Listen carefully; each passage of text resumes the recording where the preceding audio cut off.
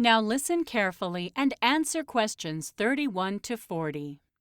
I'm a past student of this university, and I'm joining some others on this career day to tell you about my job, as it may be something you've never thought of doing.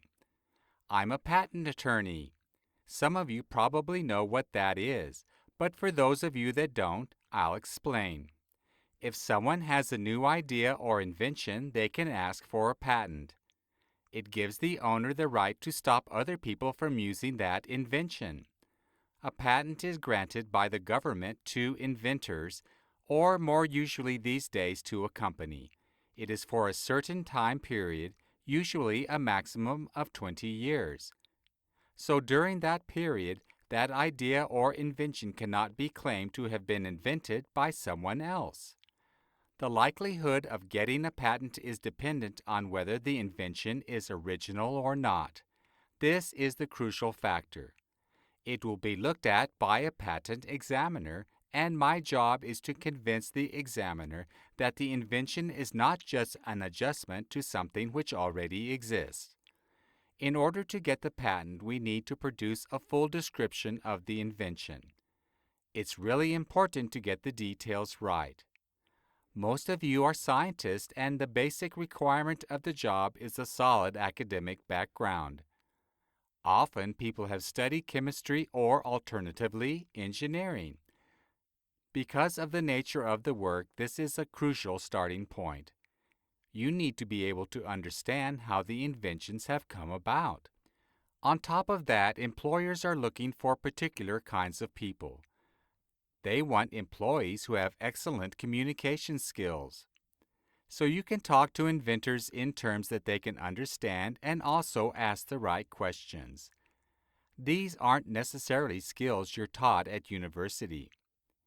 This is an international business, as are most nowadays, and it's very convenient to be able to read documents without having to call for translations. So, if you can understand a foreign language, that's a great asset.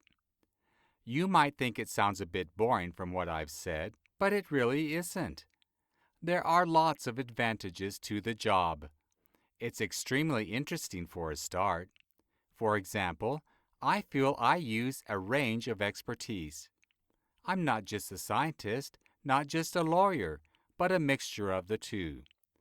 Although it takes quite a long time to qualify as a patent attorney, anything from 4 to 6 years, after that, you can earn a high salary which compares very well with other similar professions. There are some disadvantages, of course. It can be rather lonely as you tend to sit in front of a computer for most of the day. Even if you have colleagues, you will all be working separately. And there isn't very much flexibility with location. Almost all vacancies for trainees are city-based. So if that doesn't appeal to you, you might want to think again. You do get to travel a bit to meetings with clients. And there are also visits to court. So what kind of organization might you end up working in? Well, many people work in industrial companies. The big ones have their own patent departments. The kind of product you might work with there will range from food to heavy equipment, from biotechnology to the car industry.